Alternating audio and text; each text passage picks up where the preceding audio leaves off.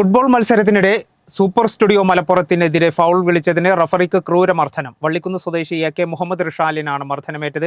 കാസർഗോഡ് നടന്ന അഖിലേന്ത്യാ സെവൻസ് ഫുട്ബോളിൽ KMG മാവൂരും സൂപ്പർ സ്റ്റുഡിയോ മലപ്പുറവുമായുള്ള മത്സരത്തിനിടെയായിരുന്നു സംഘർഷം. പോലീസിൽ പരാതി നൽകിയിട്ടും കേസെടുക്കാൻ തയ്യാറാകുന്നില്ലെന്നും പരാതി നൽകിയതിന് റിഷാലിനെ സെവൻസ് അസോസിയേഷൻ വിലക്കിയതായും ആക്ഷേപമുണ്ട്. ചെറിയ വില, വലിയ സെലക്ഷൻ. എടപ്പാളിന്റെ മനസ്സറിഞ്ഞ ആത്മബന്ധം. Sara silks, Thrissur road, Edappal.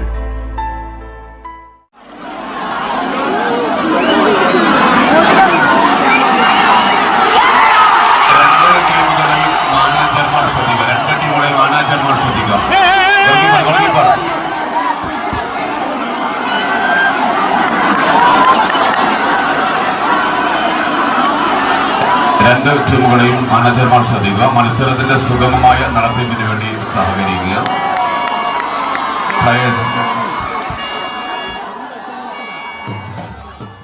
ഇക്കഴിഞ്ഞ 16-ന് കാസർഗോഡ് കാഞ്ഞങ്ങാട് ദുർഗ സ്കൂൾ ഗ്രൗണ്ടിൽ നടന്ന K7 അഖിലേന്ത്യാ ഫുട്ബോൾ മത്സരത്തിനിടെയായിരുന്നു സംഘർഷം. KMG മാവൂരും സൂപ്പർ സ്റ്റുഡിയോ മലപ്പുറവും തമ്മിലുള്ള മത്സരത്തിന്റെ 34-ാം മിനിറ്റിലാണ് മത്സരം നിയന്ത്രിച്ചിരുന്ന റഫറി വള്ളിക്കുന്ന് സ്വദേശി മുഹമ്മദ് റിഷാലിനെതിരെ അക്രമമുണ്ടായത്. ഫൗൾ ചെയ്തതിന് സൂപ്പർ സ്റ്റുഡിയോ താരത്തെ മഞ്ഞക്കാർഡ് കാണിച്ചപ്പോൾ സൂപ്പർ സ്റ്റുഡിയോ താരങ്ങൾ റിഷാലിനെ കയ്യേറ്റം ചെയ്യുകയായിരുന്നു. കയ്യേറ്റത്തിന് പിന്നാലെ ഗ്രൗണ്ടിൽ വെച്ച് പ്രാഥമിക ചികിത്സ നൽകിയെങ്കിലും പിന്നീട് ശരീരവേദനയും ശ്വാസതടസ്സവും അനുഭവപ്പെട്ട റിഷാൽ ചെട്ടിപ്പടി പ്രാഥമികാരോഗ്യ കേന്ദ്രത്തിൽ ചികിത്സ തേടി. സംഭവത്തിന്റെ ദൃശ്യങ്ങൾ സഹിതം ഹോസ്ദുർഗ് പോലീസിൽ പരാതി നൽകിയിട്ടും കേസ് രജിസ്റ്റർ ചെയ്യാൻ പോലീസ് തയ്യാറായില്ലെന്നും നിർബന്ധിച്ച് മൊഴി തിരുത്തിച്ചതായും റിഷാൽ പറയുന്നു.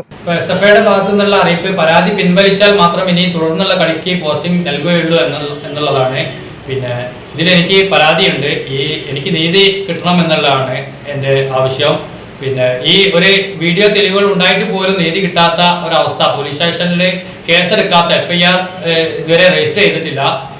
അപ്പോൾ നീതി കിട്ടാൻ വേണ്ടിയിട്ട് അവിടുന്ന് അറിയിച്ചിട്ടുള്ളത് നിങ്ങളെ കോടതി മുഖാന്തരം പോയിക്കോളൂ എന്നുള്ളതാണ്. ഇതിനെനിക്ക് ഒരു നീതി ലഭിക്കണം എന്നുള്ളതാണ് എൻ്റെ ആവശ്യം.